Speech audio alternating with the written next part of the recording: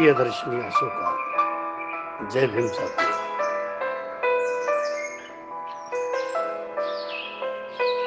साथियों, आज हम बड़े मेहनत से डॉक्टर बाबा साहब आम्बेडकर ने कुछ घटना लिखा और ये घटना पूरे देश में नंबर 1 पर है।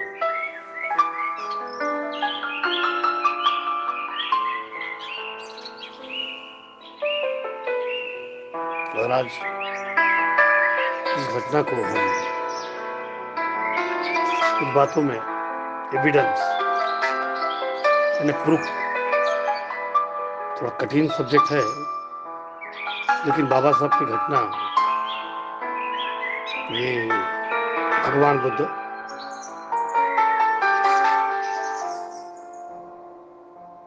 और सम्राट अशोक और खास करके तिरंगे झंडे के समयाल कक्ष पर मैं डॉक्टर सच्चिदानंद लेकर आपका जीवन खूबसूरत जाए। तो आज मैं लॉ के विषय पर आपसे बातें करूंगा।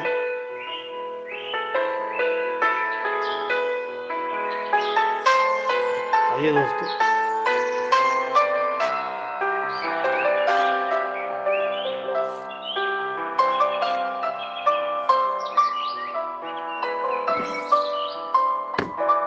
लॉ के विषय पर आज कुछ बातों पर चर्चा करने के बाद हम भारत का संविधान किस तरह से है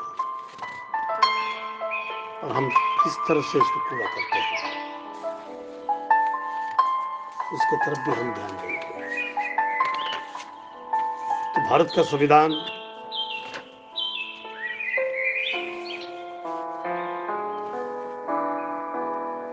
इसका इंट्रोडक्शन क्या है, the law of introduction, evidence क्या है, सबूत क्या है। तो इंडियन एविडेंस एक्ट 1872 सबूत चाहता है। हर बातें सबूत पर डिपेंड है। पहले एक जमाने में अग्नि परीक्षा होती थी, लेकिन आज ये परीक्षा नहीं रही और सत्यता के मांस पर भारत का संविधान चलता है।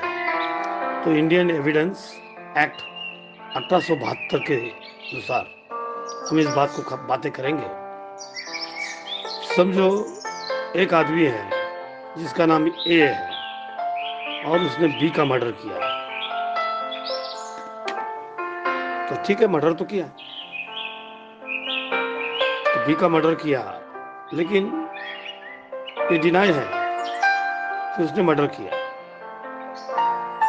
लेकिन फैक्ट क्या है, इस पर लिया जाता है। तो फैक्ट है इशू, मुद्दे, और हमें प्रूफ करना है। और जब तक प्रूफ नहीं होता, क्योंकि क्राइम में गुनाह बहुत बड़ा होता है और गुनहगार को शिक्षा भी बहुत होती है, तो ऐसी परिस्थिति में फैक्ट्स और इशू, इन मुद्दों को ध्यान दिया जाता है।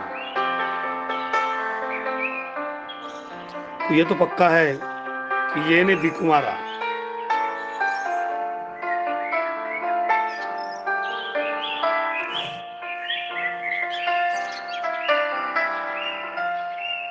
और इन्हें वो क्यों मारना चाहता था, इसके बारे में भी विचार करना है।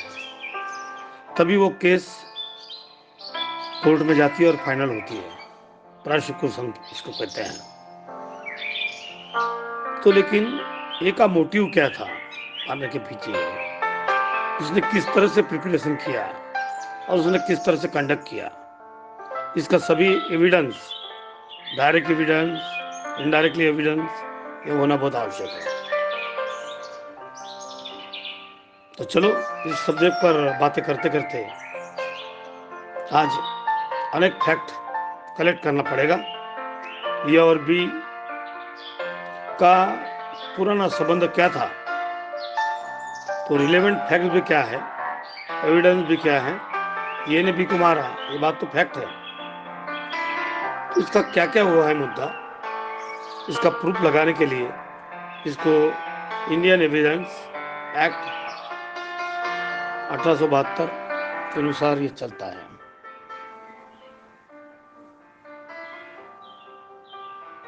तो ये फैक्ट क्या है, ये का हरदम झगड़ा होता था। एक दिन के पहले भी इनका झगड़ा हुआ, और जब भी ये मिलते थे तो झगड़ा ही करते थे। ये बातों को भी ध्यान रखना पड़ता है। तो ये ने तो गोली मार दी, तो उसने एक दिन के पहले गन ली बी को मारने के लिए, और उसने उसको मारा। जिस वस्तु से उसने मारा, तो एक्स ने तो ये सब देखा अपने आंखों से, यानी ये डायरेक्ट एविडेंस हुआ, आई विटनेस हुआ। और यह आई विटनेस कोर्ट में चलता है, direct evidence.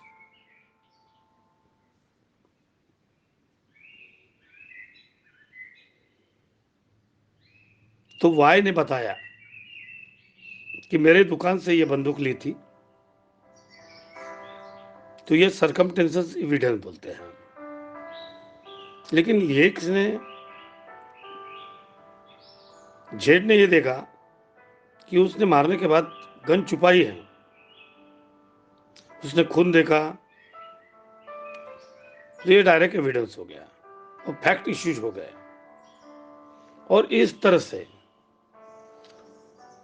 Case prosecutions final हो जाती है। तो ए का मोटिव क्या था, प्रिपरेशन क्या था, कंडक्ट क्या था, और उसका एविडेंस मिलता है, तो डायरेक्ट एविडेंस मिलती है और वो केस फाइनल होती है।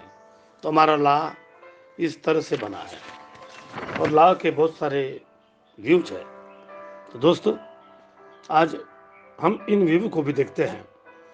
जैसे एविडेंस एक्ट है, motive, preparation and the conduction act 1877 का सेक्शन 8, एविडेंस एक्ट 1872, और उसका सेक्शन 8 के बारे में सोचते हैं। तो सेक्शन 8, उसके 3 पार्ट अपन करेंगे, मोटिव, प्रिपरेशन एंड कंडक्ट। ये और बी का झगड़ा था, ये ने बी को मारा, ये सेक्शन 8 में आता है। बदला लेना, ये भी सेक्शन 8 में आता है।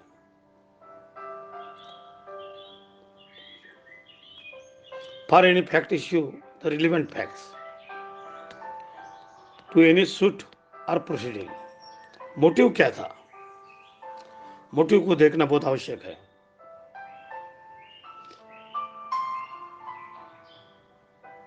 उसके माइंड में क्या स्टेट था। ये motive is that with the move a man to a practical act, differences and the cause of the movie। ये और बी का झगड़ा था, ये मोटिव था।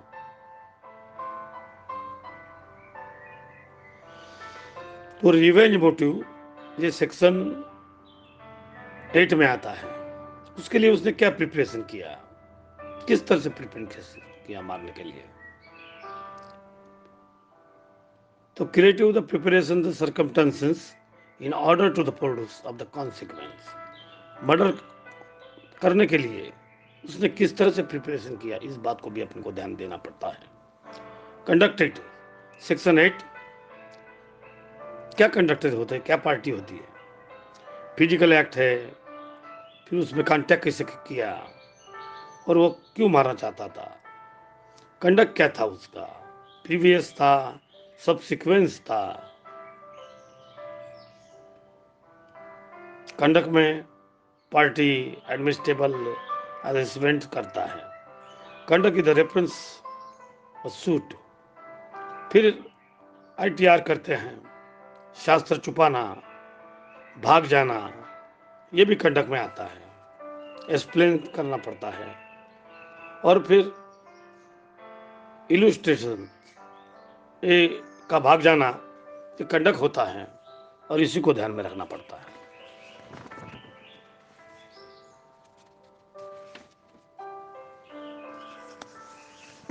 दोस्तों, आज के एग्जामिनेशन में जज के लिए या परीक्षा के लिए, फाइनल ईयर की परीक्षा के लिए अगर ये पेपर आता है एविडेंस ऑफ एक्ट, तो इसको हमको ध्यान देना पड़ता है। फिर उसके टाइप कितने हैं एविडेंस एक्ट के, इसके बारे में भी सोचना पड़ता है।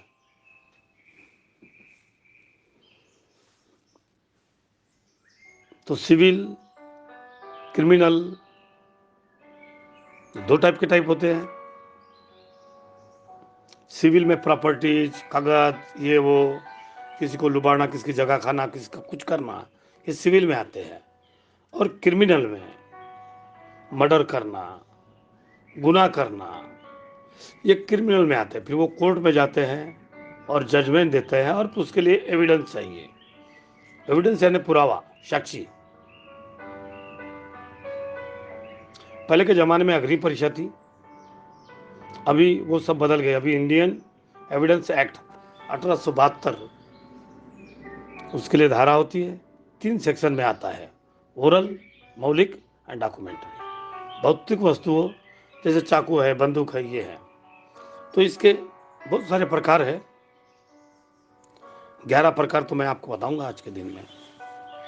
तो एक डायरेक्ट एविडेंस, प्रत्यक्ष साक्ष्य, आई विटनेस यानी प्रत्यक्ष साक्ष्य होती है जो खुद देखा है मर्डर करते हुए, इसका आई विटनेस बोलते हैं। गुनहगारों को ये भाषा बहुत आती है, लेकिन वो वकील की मदद करते हैं और वकील भी गुनहगार की सब बातें जानता है। सर्कमस्टेंसेस एविडेंस, परिस्थितिजनक साक्ष्य, क्या उस तरह पे परिस्थिति थी, क्या थी। आज का ज़माना आईटी का है, तो डिजिटल इलेक्ट्रॉनिक्स फैक्ट भी बहुत आवश्यकता गिरती है। फिर डॉक्यूमेंटरी एविडेंस, दस्तावेज क्या होता है, कागज पत्र के क्या होते हैं, फोटो, इसको दस्तावेज बोलते हैं। जैसे फोरेंसिक एविडेंस, लेबोरेटरी जांच, जैसे किसी का बाप होने के बाद भी कबूल नहीं करता है। तिवारी के केस में मुख्यमंत्री के इस बातों को हमने देखे, फिर उन्होंने डीएनए टेस्ट किया तो सही बाप को उन्हें सही नहीं है ये मालूम होता है। एक आदमी ने बंदूक मारा, वो वही बुलेट से निकली कि नहीं निकली, किसकी एज कितनी है, इसके लिए भी साइंस है। तो साइंस ने बहुत डेवलप किया है। जैसा फिजिकल एविडेंस, भौतिक साक्ष्य, जुडिकल एविडेंस, न्यायिक साक्ष्य, अपराध को कबूल करवाना और जुडिकल के सामने कबूल करवाना। ओरल एविडेंस, भौतिक मौलिक, एस्पर एविडेंस, विरोधाभास साक्ष्य, जैसा हस्तलेख होता है, प्रथा, परंपरा, नातेवाईक जो है उसको समझने वाले लोग, इनको भी अपन शुद्ध कर करते हैं, उसको एक्सपर्ट एविडेंस कहते हैं। संपूर्णता कारक एविडेंस, करबोरेटिव एविडेंस और हियरिंग एविडेंस, किसी की सुनना, ये कोई बड़ा सेक्स नहीं है।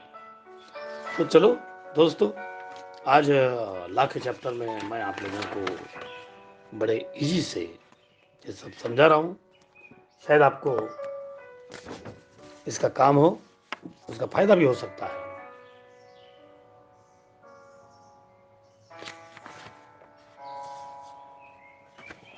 जैसे चाइल्ड विटनेस है, तो चाइल्ड विटनेस की व्हाट लॉ से सेक्शन 118 में आता है। बहुत बार बच्चों का जो भी विटनेस लिया जाता है वो उतना वैल्यूएबल नहीं होता, ऐसा हाईकोर्ट बोलता था। लेकिन एक केस में सुप्रीम कोर्ट ने इस बातों को नकार करते हुए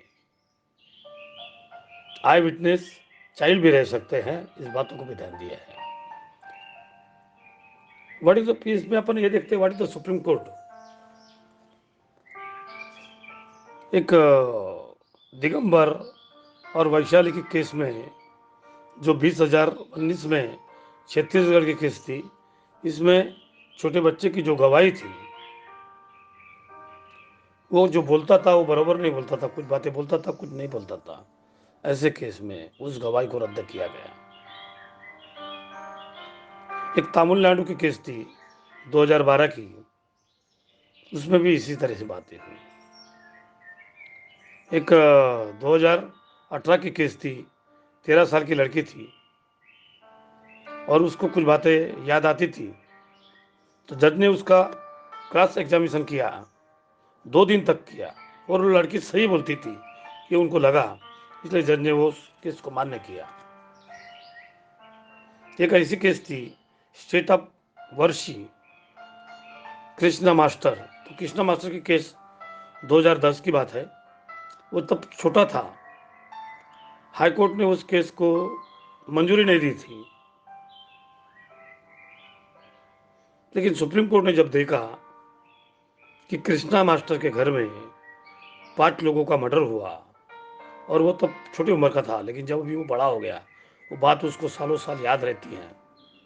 और कृष्णा मास्टर के केस में उसकी माँ, पिताजी, भाई 10 साल के पूरे मारे गए, उसकी भावना आज भी उसको ध्यान में आती है। और हाई कोर्ट की दी हुई केस की अमंजूरी को कृष्णा मास्टर के केस में मान्यता दी गई और जजमेंट दिया गया और कंक्लूजन निकाला गया कि उस बच्चों ने जो उस परिस्थिति में जो देखा वो जिंदगी भर भूल नहीं सकता, और उसका वो विटनेस आखिर फाइनल हुआ।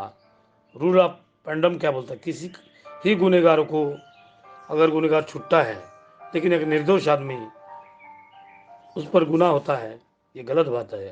और कृष्णमूर्ति के केस में न्याय मिला। दोस्तों, सब्जेक्ट तो हार्ड है, मजा आती है, तो ला तो सीखोगे, इसका फायदा आपको होगा। अब डाउरी के बारे में बोलते हैं अपन। Dowry death section 304 B IPC. Law तो पढ़ना चाहिए भाई, हमारे लॉ कॉलेज है और हमने लॉ देना चाहिए। हमको इस बात का दर्द होता है कि जो लोग चुन के आते हैं और विधिमंडल कहते हैं और उनको लॉ नहीं आता, और ऐसे परिस्थिति में अगर वो लॉ जिसको आता नहीं और वो न्याय देते हैं, घटना लिखते, तो सिर्फ वो कितना पगार बढ़ाना चाहिए, उनकी पेंशन कितनी बढ़ना चाहिए, लोगों को पेंशन मिले या नहीं मिले, कोई मरे या मरे, हमने रोडों पर पैसा कैसे कमाना चाहिए, बाकी बातें कैसे कमाना चाहिए, इसके ऊपर ध्यान देते हैं, और ये बात गलत है। तो चलो मैं आज आपको dowry death section 304 B IPC, इसके ऊपर आपकी बातें करना चाहूंगा। तो दहेज, दहेज का मतलब क्या होता है? बहुत बार हम किसी के घर में जाते हैं और किसी की बहू को देखते हैं, अरे क्या इसके बहू को कितना दहेज मिला, हम बड़े खुश होते हैं। घर में आकर हमारे बहू को डांटते हैं, उसको गलत ट्रीटमेंट देते हैं, और तू भी दहेज ला करके उसको मारते हैं, इसलिए इसी को डाउरी डेथ बोलते हैं। तो ये प्रकार गलत है। बाबा साहब ने इस प्रकार को घटना में सुधारते हुए बताया। दहेज यानी क्या? जैसे शादी में कैश देना, गिफ्ट देना, इलेक्ट्रॉनिक चीज़ें देना, बेड देना, गाड़ी देना, और बहुत सारी चीज़ें देना। सही देखे जाए तो अपनी लड़की अपन देखते हैं, तो ये लड़की ने उसी घर में रहना चाहिए, ऐसा कोई कानून नहीं है। इसको भी अपन बदलना चाहिए, कानून में चेंज होना चाहिए। क्योंकि कानून लिखने वाले ने 2 साल 11 महीने और कुछ दिन में मेहनत करते हुए अपने ओल्ड एज में कानून लिखा। लेकिन बाबा साहब कहते हैं जो कानून अच्छा है उसको चलाने वाले अगर अच्छे हो तो बहुत अच्छी बात है। कानून अगर बुरा भी हो लेकिन चलाने वाले अगर अच्छे हैं तो बहुत अच्छी बात है। कानून कितना भी अच्छा हो, चलाने वाले अगर बुरे हैं तो वो कानून इस दुनिया में टिकता नहीं। ऐसे हमारे भारत का कानून हुआ है दोस्तों। तो डाउरी प्रिवेंशन एक्ट, दहेज लेना, दहेज मांगना ये गुनाह है, और 1961 में इस एक्ट को फेल हुआ, इस बात का भी हमें दर्द है। इस एक्ट में सुधारना हुई है 1983 में, और इसमें जो सुधारना हुई है वो कायदा 1986 में आया, और क्रिमिनल पर के ऊपर में कायदे का बहुत बड़ा फायदा हुआ। Dowry rate IPC 304 B IPC में आता है और 304 बी में डाउरी को रोका गया। 304 बी आईपीएस कायदा, इसमें जिस भाई पर अत्याचार हुआ है उसके शरीर में कितनी जख्म है और किस तरह से कोई लोग सिगारेट से जलाते हैं। राजेश खन्ना के भी केस में हम देखते हैं कुछ हत्या करते हैं, ये बात पूरी है। तो ऐसे केस में 22 लोगों की मौत होती है तो 7 साल तक के उस पर क्या परिणाम हुआ, इस बातों को भी लागू होता है। उस भाई का जो हस्बैंड है, उसके घर के बाकी लोग हैं, किस तरह से जुल्म किए, और इस केस में अगर प्रूफ हुआ तो 7 साल का कारावास होता है। ये तो कारावास बहुत कम है, मुझे तो लगता है इससे भी ज़्यादा कारावास होना चाहिए। 7 साल है बहुत, किसी को मारना अगर 7 साल में सिर्फ कारावास होता है तो कुछ कुछ घटना में सुधारना चाहिए। तो दोस्तों, मैं तो कोई पद पर नहीं हूँ, लेकिन मैं सिर्फ बातें बता सकता हूँ और मैंने अभ्यास किया हूँ। बहुत सारे विषयों में अभ्यास करने के बाद इन बातों को मैं बातें करना चाहता हूँ। तो मुसलमान लॉ में जो मेयर बोलते हैं, ये जो लागू है, ये भी बात मुझे बराबर नहीं लगती। क्यों मेयर देगा? कायदा तो सभी के लिए सेम है।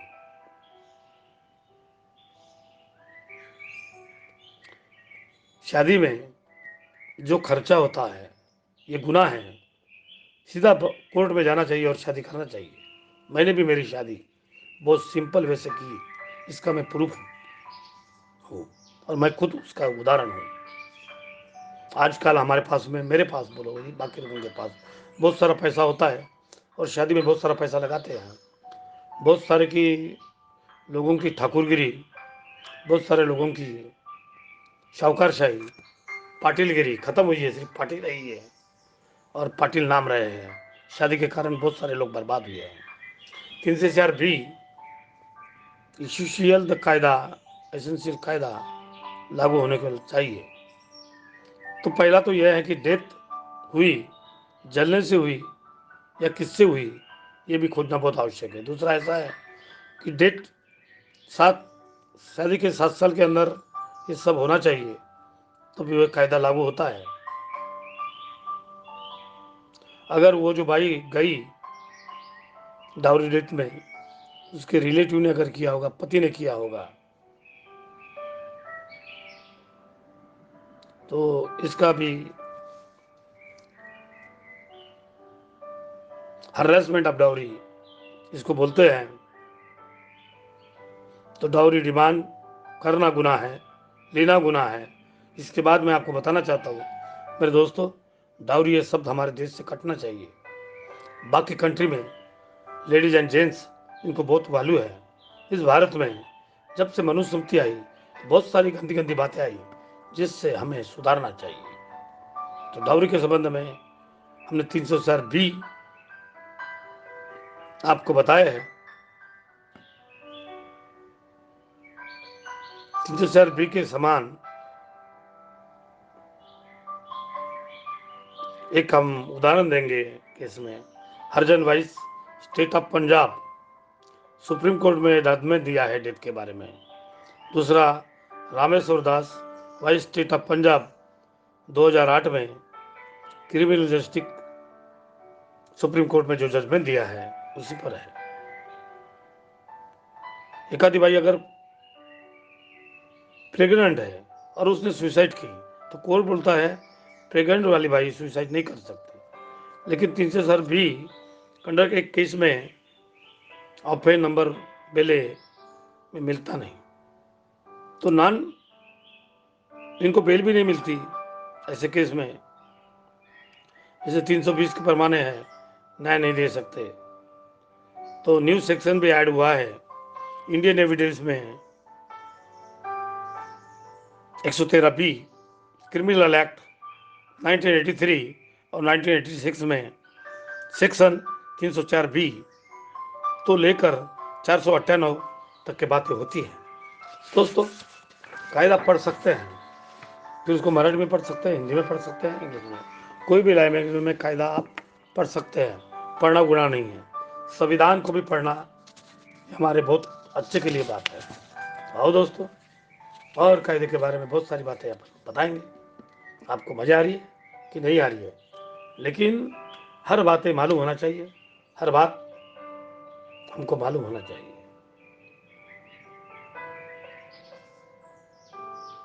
तो इंट्रोडक्शन एविडेंस के बारे में किस तरह से है, इसका भी अभ्यास होना चाहिए।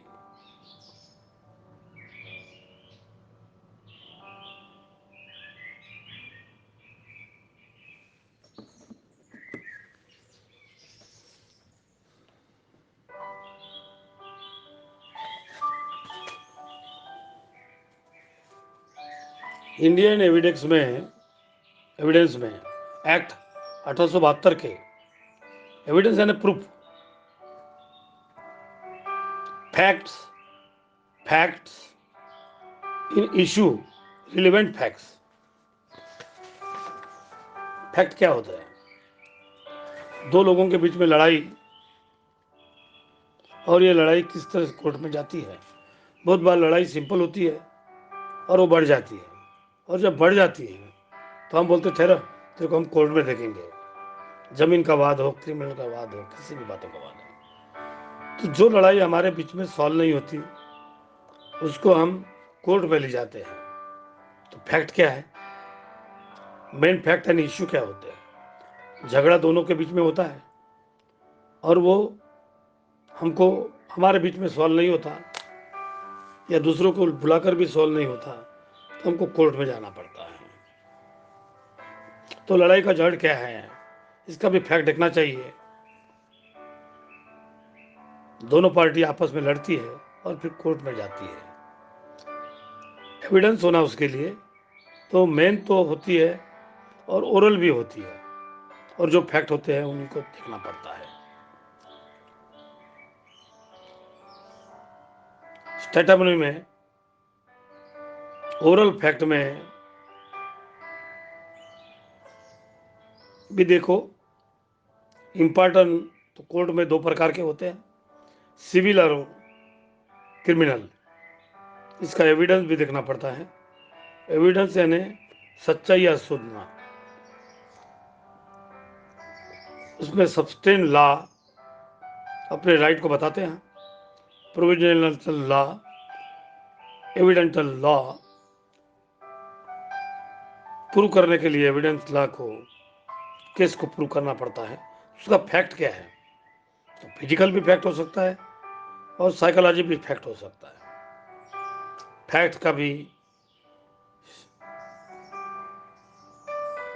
5 सेक्शन में आता है। जैसे 5 प्रकार के हैं फैक्ट। आय, आंखों से, नाक से सूंघना, बोलने से, टच टंग यानी बोलना, टच किए, इसका भी फैक्ट हो सकता है। और ईयर, सुनने से भी फैक्ट हो सकता है। और सोशियोलॉजी, साइकोलॉजी फैक्ट, अपने दिमाग में क्या शुरू है इसको मालूम करना, उसका इंटेंशन करना, इसको भी facts in issue, relevant fact बोलते हैं। दोस्तों, हमने 2 लॉ कॉलेज निकाले हैं, इसका आपको बहुत बड़ा फायदा होगा। हमारे कॉलेज से 9-10 जज हुए हैं, इस बात को भी हम खुशी से चाहते हैं। फैक्ट एंड इशू दोनों की लड़ाई के बीच में किस प्रकार के हाथापाई होती है, और दोनों में ये लड़ाई हम सुलझा नहीं सकते, और इसलिए इस लड़ाई को न सुलझाने के कारण हम कोर्ट में जाते हैं। एक पार्टी का राइट रहता है, उसको भी लगता है मेरा राइट है, और दूसरे को भी लगता है मेरा राइट है। तो प्रिंसिपल फैक्ट और इश्यू, ये सभी मुद्दे होते हैं और वो कोर्ट में सॉल्व होते हैं। रिलीवेंट फैक्ट, जब अपन कोर्ट में अपना मुद्दा मानते हैं, अगर वो बेसलेस होगा तो कोर्ट को समझता है, वो रिजेक्ट करता है। और जो फैक्ट और इश्यू प्रूव करने के लिए लॉजिकल रिलेवेंट फैक्ट और रिलीजिकल रिलेवेंट फैक्ट, इसमें बातें होती है। तो लीगल लॉजिकल चाहिए, और उस फैक्ट को एडमिट होगा तभी कोर्ट में वो केस चलती है। दोस्तों, थोड़ा सुनने में मजा आएगा और एक पेपर का भी अभ्यास हो जाएगा।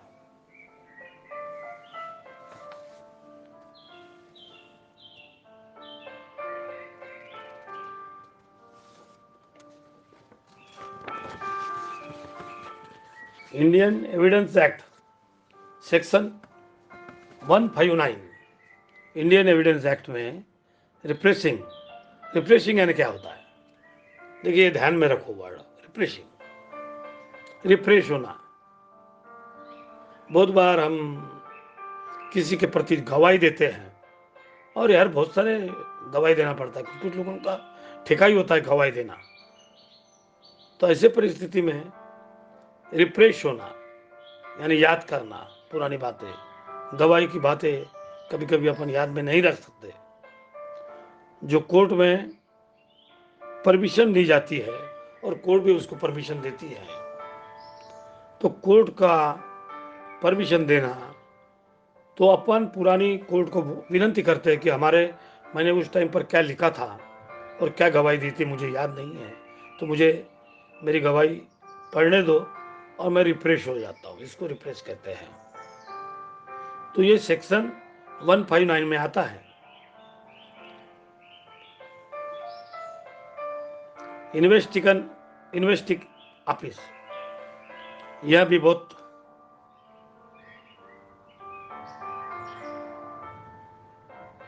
इन्वेस्टिगेशन ऑफिसर में उनको उनके तरफ में बहुत बार ऐसे कई केस रहते हैं, तो उनको हर बातें याद तो नहीं रह सकती। आदमी का क्या इतना स्ट्रांग तो माइंड नहीं होगा कि उसको हर बात याद आएगी।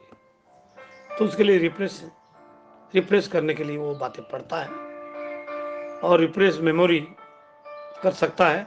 एक आधे बार उसने कहा कि भाई मैंने उस टाइम पर जो लिखा था वो करेक्ट है, और रिफ्रेश मेमोरी बोलते हैं जो बातें मैंने उस टाइम पर पढ़ा था देखा था वो सही है।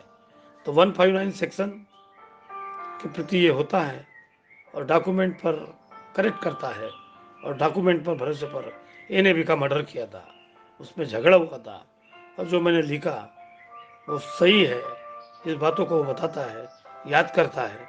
कोर्ट इस बात को परमिशन देती है। जैसे एक डॉक्टर पोस्टमार्टम करता है, तो उसको मालूम नहीं होता उस समय पर क्या होता है, कैसा लिंग हुआ, किस तरह से उसने पोस्टमार्टम किया और क्या क्या बातें बताए, लेकिन वो उस समय की बातें पढ़ सकता है, देख सकता है। तो डॉक्टर को भी इन बातों की आवश्यकता है, पुलिस को भी आवश्यकता है, और वो कोर्ट के सामने पढ़ता है और इस बातों को सही बोलता है। उसमें सेक्शन 161 भी आता है। तो सेक्शन 160 160 डॉक्यूमेंट दिखाता है और अपना रिप्रेस करता है, और कोर्ट इसके लिए डॉक्यूमेंट्री के लिए परमिशन देती है और उसको करेक्ट समझती है। तो 159 ये रिप्रेस करती है और 160 डॉक्यूमेंट को करेक्ट समझती है, और यही सही बात है। तो दोस्तों, आज का चैप्टर मेरे भी काम में आएगा, आपके भी काम में आएगा, और बहुत सारे आमदार खासदार और ऐसे लोगों ने भी पढ़ना चाहिए, स्टूडेंट ने भी पढ़ना चाहिए।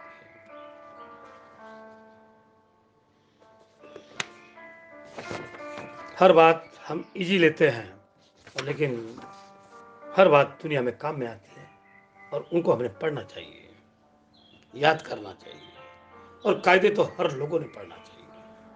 मैं डॉक्टर सच्चिदानंद पुलेकर आज कायदे के ऊपर मैं बातें कर रहा हूँ। शायद चैप्टर बड़ा हो तो भी मैं बताऊंगा और मैं इसको पूरा करूंगा। सेक्शन 133 अकम्पलिस पार्टिसिपेट, 133 में अकम्पलिस, जैसे ये और भी, जैसे ये आदमी है और भी है, दोनों ने मिलकर मर्डर किया, दोनों ने, ये और भी ने सी का मर्डर किया, तो दोनों गुनहगार है। लेकिन बी कम गुनहगार है, क्योंकि डायरेक्ट मर्डर तो ए ने किया। इसलिए ऐसी परिस्थिति में पुलिस बी को सरकारी गवाही भी कर सकता है।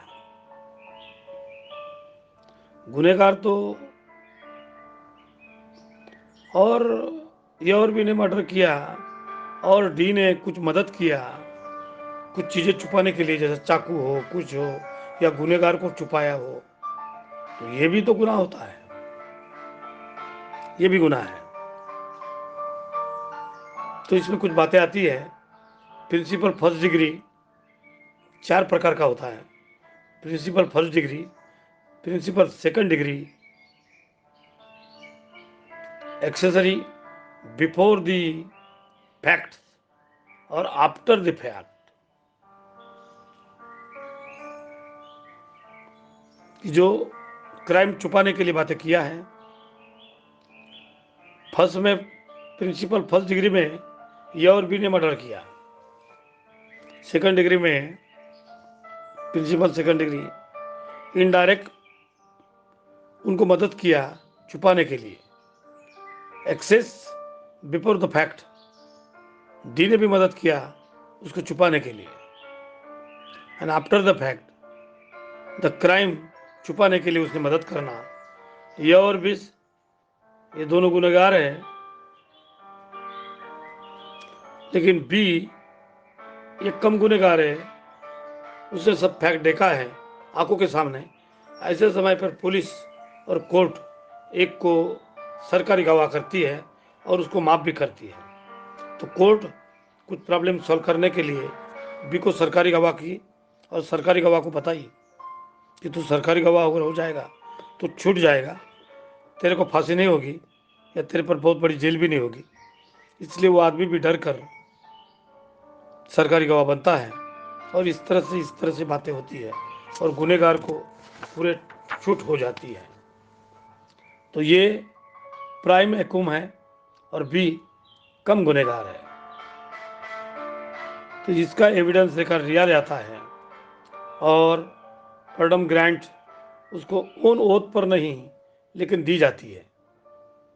लेकिन एक बात तो ये भी है कि उस पर कैसा विचार करे या विश्वास करे, इस बात को भी ध्यान देना पड़ता है। लेकिन उसको सत्यता मालूम है, सब बातें उसको मालूम है। ऐसे परिस्थिति में हम लोगों ने उसको सरकारी गवाह कर केस को सॉल्व करना चाहिए। पहले ही देश में इतने केसेस है, लाखों केसेस पेंडिंग है, उनका निर्णय नहीं होता। लॉ का एडमिशन मिलाने के लिए कोशिश करते, पहले तो लॉ में उतने लोग ध्यान नहीं देते थे। एक ज़माने में भंडारे में सिर्फ त्रिपुरे और औरंगाबाद में अर्जुनराव कस्तूरे और मुंबई में रूपवते और नागपुर में मेसराम, ये ऐसे ही हमारे नज़दीक के लोग कोर्ट में काम करते थे। आज तो कोर्ट में बड़े बड़े लोग काम करते हैं, करोड़ों रुपए कमाते हैं, जज के साथ उनकी दोस्तानी होती है, तो वो जाते हैं तो कोर्ट के केस जीत जाते हैं। तो बाबा साहब ने ऐसे ही मर्डर के केस में एक केस जीता दिया, 1 रुपया लिया नहीं, सिर्फ किताबें मांगे, जो किताबें उसके डूब गए थे। दोस्तों, बाबा साहब के बारे में जो अनुभव है और जो बातें हैं, उस बातों को भी हम ध्यान देंगे।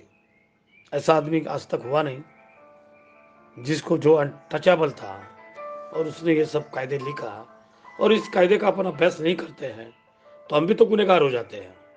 तो इसलिए मैं डॉक्टर सच्चिदानंद फुलेकर कहता हूँ, मैंने इतने एज में इस बातों का अभ्यास करना चाहा और इसका अभ्यास मेरे काम में आएगा, आपके भी काम में आएगा। सेक्शन 133 के अनुसार कोर्ट के सामने गुनाह कबूल करना और आई विटनेस हो जाना और सरकारी गवाह भी हो जाना, तो अपन दगड़ू चाल की बातें जो महाराष्ट्र में हुई फेमस है। आज भी वो हमारे घर के सामने जो जेल है वहाँ भर वो है, आमदार भी थे। सुप्रीम कोर्ट ने ये बातें हुई थी 1949 की भी एक केस है पुरानी। तो 133 में एक कन्फर्म विटनेस होती है, कोर्ट विश्वास करता है और विश्वास करके सरकारी गवाह को न्याय में परिवर्तित करता है।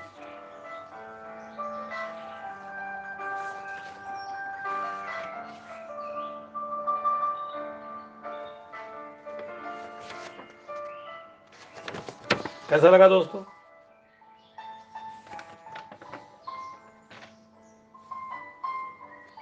तो एक और देखते हैं अपन, ये press guest, section 6 Indian evidence 1872 act के अनुसार सेक्शन 6 में क्या आता है।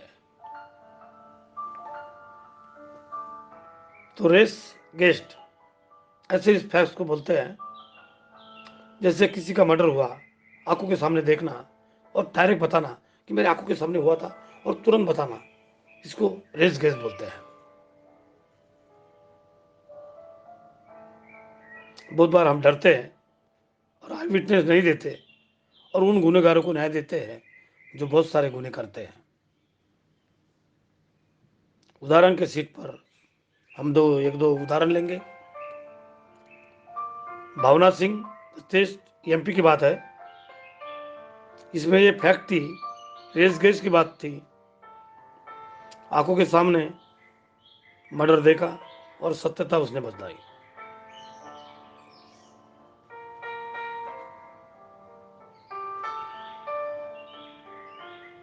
कभी कभी मर्डर देखना और तुरंत लिखना और उस बात को प्रूव करना, उसको भी रेस गेज बोलते हैं। एक आधी लड़की पर रैप हुआ, लेकिन उसने जाकर माँ को बताई कि मेरे पर ऐसा हुआ है, तो इसमें गैप गिरी। जहाँ गैप गिरती है उसको रेस गेज नहीं बोल सकते। तो टाइम पर होना, इसी को रेस गेज बोलते हैं। इसमें फिजिकल और साइकोलॉजिकल एक्ट आते हैं, इन बातों को भी हम ध्यान देते हैं। एक और एग्जांपल देते हैं, विजय वर्धन राव और स्टेट ऑफ आंध्र प्रदेश। एक मनुष्य ने कुछ लिक्विड लेकर आया था और गाड़ी में उस लिक्विड को जला दिया, फायर करवा दिया। वहाँ 20-30 लोग मर गए और उसमें से एक आदमी था जिसने स्टेटमेंट दिया। ये भी रेस केस के केस में आती है, लेकिन जज ने इसको रेस गेस के पार्ट को डायरेक्ट रेस गेस को इसमें नहीं दिखाया। जैसे मैंने अभी बताया कि एक आधी लड़की पर रेप हुआ है और जाकर अपने मदर को बताती है कि मेरे पर रेप हुआ, ऐसा हुआ वैसा हुआ, तो ये भी रेस गेस के इसमें नहीं आती, क्योंकि जो गैप गिरी वो गैप थोड़ी लंबी है, घर जाना ये करना। तो इस तरह से कायदे में चेंज भी होना चाहिए, परिवर्तन भी होना चाहिए, और कायदे को छोटे छोटे भागों में बांटा गया। तो ये बहुत सारा अभ्यास है, ये सादा अभ्यास नहीं है और इसका अभ्यास करना चाहिए। उदाहरण के इसमें मैं एक बात बताना चाहता हूँ। स्टेट ऑफ आंध्र प्रदेश और वाइस पन्ना सत्यनारायण, एक आदमी ने अपने औरत को और लड़की को मर्डर किया और मर्डर करने के बाद में उसके बाप ने लड़की के बाप को बताया कि भाई तुम्हारी लड़की की और मेरे लड़के ने मर्डर किया है और बहू को और लड़की को मार दिया, मेरे नाती को। तो ये केस भी रेस केस में आती है कि नहीं, आप ही सोचो, क्योंकि वो गैप गिरी। फोन पर बताना तो मर्डर हुआ था कि नहीं, क्या हुआ था, इस बातों को भी ध्यान देना चाहिए। तो रेस गेस आपको जहाँ तक के समझ गया होगा, तुरंत एक्शन, तुरंत परिणाम। तो सेक्शन 6 की बातें होती है दोस्तों, आप भी सेक्शन पढ़ो। कोई भी आदमी LLB की डिग्री न लेते हुए भी होशियार बन सकता है और अपना काम कर सकता है।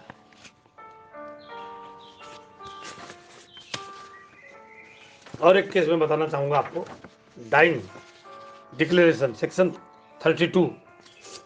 शायद आपको मेरी बातें आज के पेपर में काम आएगी और नहीं तो मेरे को भी काम आएगी और जनरल लोगों को भी काम में आएगी।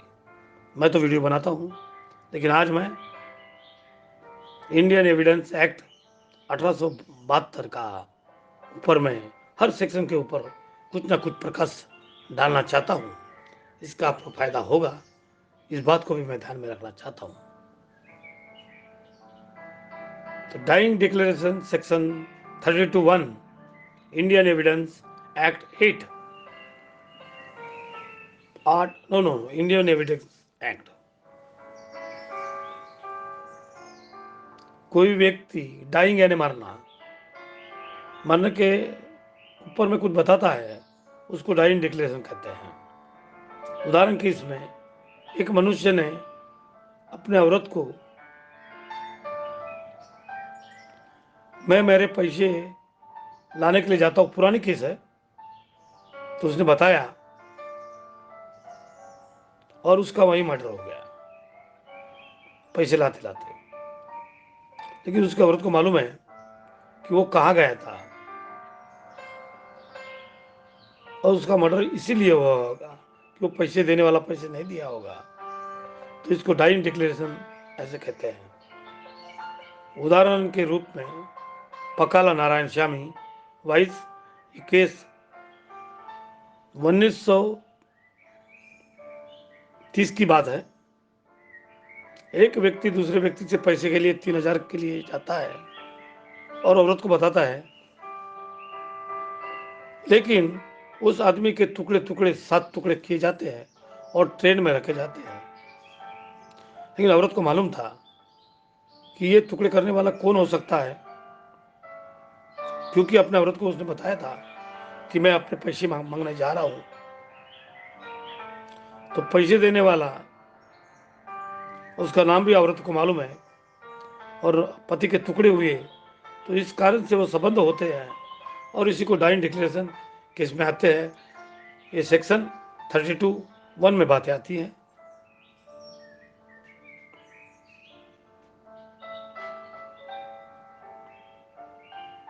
इंडियन और बाहर देश में क्या फर्क है, इसको भी ध्यान में देखेंगे।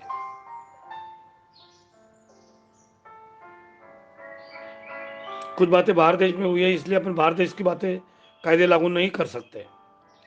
सेक्शन 32(1) ओरल, रिटर्न, बोलने, इस प्रकार के बोल सकते हैं।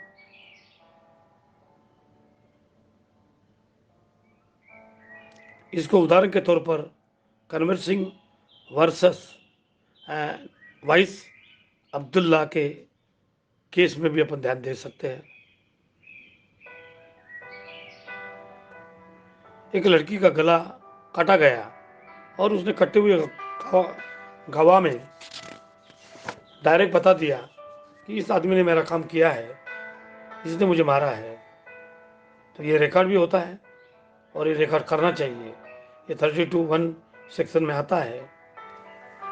डाइंग डिक्लेरेशन मैजिस्ट्रेट भी कर सकता है, डॉक्टर भी इस बातों को 80% करेक्ट हो जाएगा। डॉक्टर भी इस बातों को कर सकता है, पुलिस भी कर सकता है और आम आदमी भी कर सकता है। तो दोस्तों, कायदे को मदद कीजिएगा, सत्य के साथ रहिए और बाबा साहब बुद्ध के पंचशील को पालन करिए। इस भारत देश के पालन करने के लिए हम लोगों ने अच्छे विचार रखना चाहिए। तो dying declaration essential, cause of death, civil and criminal evidencing value क्या है। उदाहरण के तौर पर मैं तमिलनाडु की एक बाई को जला दिया,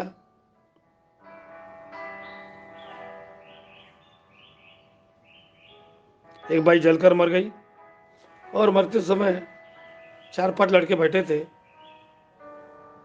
घर में, और उसने कहा, जाओ रे बच्चे बाहर जाओ, और वो जल गई और मर गई। तो मरने के बाद में उसने जलते जलते जब उसका बयान लिया गया तो अपने पति के ऊपर में उसने लाई। लेकिन ये केस डाइंग डिक्लेरेशन में नहीं आ सकती, क्योंकि वो औरत कई बार आत्महत्या करने देखती थी, क्योंकि उसका पति किसी औरत के साथ में उसके लफड़े थे और वो सहन नहीं करती थी। पति को शिक्षा होना चाहिए, इसलिए वो आत्महत्या करती थी और उसने अपनी आत्महत्या की और हॉस्पिटल में जो बताई कि मेरे पति ने ये किया। लेकिन इस केस में जज ने अभ्यास करते हुए इस बात को ध्यान दिया कि ये डाइंग डिक्लेरेशन में नहीं आती है। सच्ची बात तो यह है, इस भाई को अपने पति पर क्राइम लगाना और उसको शिक्षा होना, इस बात की बातें उसको लगती थी। दोस्तों, एक estoppel Indian act 1872 evidence section 115, उदाहरण के तौर पर आप अपने कोई सामान है एक जगह से दूसरी जगह पर भेज रहे हो और उस सामान की कीमत आपको पूछी गई तो आपने बताया 1,000 है। एक्चुअली कीमत 1 लाख थी लेकिन आपने 1,000 बताया और जब वो चीज़ घूम गई तो आपको सिर्फ 1,000 रुपये मिलेंगे। आपने बहुत बार कहा भाई 1 लाख मिलना चाहिए, 2 लाख मिलना चाहिए। आपने एक बार डिक्लेयर किया तो वो स्टॉपल में आती है, वो सही बात मानी जाती है। तो स्टॉपल सिविल परिजन पर लागू होती है, क्रिमिनल परिजन पर वो लागू नहीं हो सकती। तो डेफिनेशन स्टॉपल की समझ गई ना। एक बार में जो आपने कबूल किए वो कबूली जवाब वही बातों पर कायम रहेगी। इसी को अदालत में कायम किया जाता है और इसी को स्टॉपल कहा जाता है। तो दोस्तों सेक्शन 115, उदाहरण के तौर पर ए ने बी से सौदा किया, एक्स वाई जेड, समझो उसकी प्रॉपर्टी एक्स वाई जेड है। अगर वो बेचना चाहता है बी को, सौदा किया है तो पूरी प्रॉपर्टी एक्स वाई जेड को मिलेगी। अगर वो बोलेगा सिर्फ वाई और जेड की प्रॉपर्टी मेरी है और एक्स की प्रॉपर्टी दूसरी है, वैसा नहीं चलता। वो सभी प्रॉपर्टी उसको बेचना पड़ेगा। इस बात की भी कबूली जवाब है। उदाहरण के बातों पर केस क्रिस्टल ऋषि यूनिवर्सिटी की है। उसमें मार्क लिस्ट में बहुत सारी गलती थी और उसने एडमिशन ली। तो गलती तो पहले ही चेक करना चाहिए और गलती एक बार चेक नहीं हुई और उसने एडमिशन ली और पास हो गया, बहुत सारी बातें हो गई, उसको इसको अपन चेंज नहीं कर सकते। एक और केस बताता हूँ। अभयानंद मिश्रा चीटिंग किया, एमए एडमिशन में फेक डॉक्यूमेंट जोड़ा, लॉ के अगेंस्ट किया, हो गई। किसी लड़की ने अपनी उम्र 15 साल की थी और 21 बताई, ये भी एक प्रकार का गुनाह है। और नो स्टॉपल, कोई भी फैक्ट जानकारी दोनों पार्टी को होना चाहिए, उसी को स्टॉपल वो हो नहीं सकती। तो दोस्तों स्टॉपल के बारे में भी आपको ये बातें समझ गई होंगी। आज सब्जेक्ट तो कठिन लग रहा है लेकिन चलो, कोई कठिन में भी फायदा होता है। तो आज और एक बात करेंगे, conduct in preparations of suit, type of evidence. तो एटम ऑफ थोबरी, डिजर्टी of conduction evidence, false evidence, the failure of party and provident evidence, terminations of the witness, pointing of the place after arrest, absconding and loading of FIR। Expression के तौर पर the word conduct in the settling does not including the statement unless do the statement according and explain act to other statement but there is explain in